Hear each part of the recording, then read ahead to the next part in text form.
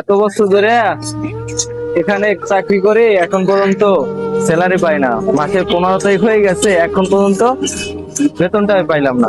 কি শালার বস, এখন তো আমার বেতনটা দিচ্ছে না। আমার এটা তো অনেক কষ্টের, বেতন পাচ্ছি না, কি করবো এখন? দেখি বসকে বলে দেখতে।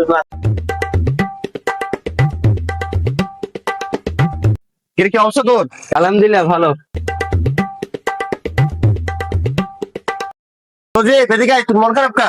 মন খারাপ বস, এখন পর্যন্ত বেতন তো পাইলাম না। আরে বল, তুই আমার পাশে বস।